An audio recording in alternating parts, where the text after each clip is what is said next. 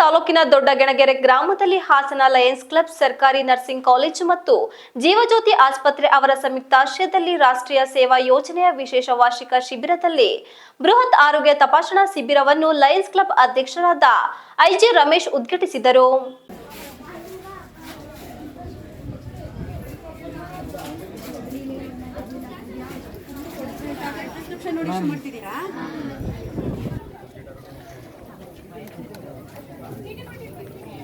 ನಂತರ ಉದ್ದೇಶಿಸಿ ಮಾತನಾಡಿದ ರಾಷ್ಟ್ರೀಯ ಸೇವಾ ಯೋಜನೆಯಿಂದ ಉತ್ತಮ ಕೆಲಸ ನಿರ್ವಹಿಸುತ್ತಿದ್ದು ಕಾಲೇಜಿನಲ್ಲೂ ಕೂಡ ಉತ್ತಮ ಬೋಧನೆ ನೀಡುತ್ತಿದೆ. ನರ್ಸಿಂಗ್ ಮಾಡಿದ ವಿದ್ಯಾರ್ಥಿಗಳು ಶಿಕ್ಷಣದ ನಂತರ ತಮ್ಮ ಸೇವೆಯನ್ನು ನೀಡುತ್ತಾರೆ.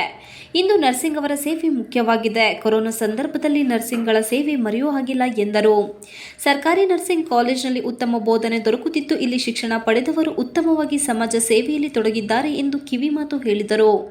ಇನ್ನು ಆರೋಗ್ಯ ಎಂಬುದು ಬಹಳ ಮುಖ್ಯ. ಎಷ್ಟು ಆಸ್ತಿ ಅಂತಸ್ತು ಇದ್ದರೂ ಆರೋಗ್ಯ ಇಲ್ಲದಿದ್ದರೆ ಅವುಗಳೆಲ್ಲ ಉಪಯೋಗಕ್ಕೆ ಬರುವುದಿಲ್ಲ ಎಂದು ಹೇಳಿದರು.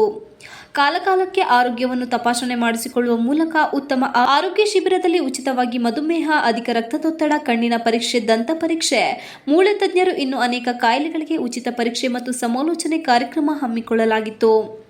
ಸರಿಸುಮಾರು 550ಕ್ಕೂ ಅಧಿಕ ಜನರು ಈ ಶಿಬಿರದ ಪ್ರಯೋಜನ ಪಡೆದುಕೊಂಡರು.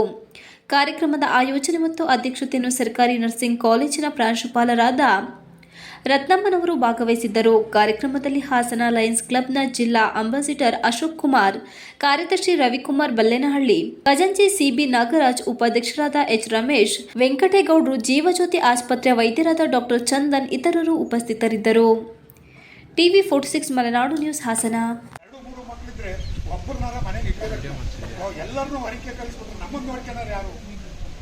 ಇವತ್ತಿನ ಪರಿಸ್ಥಿತಿ ಅದಾಗ್ತದೆ.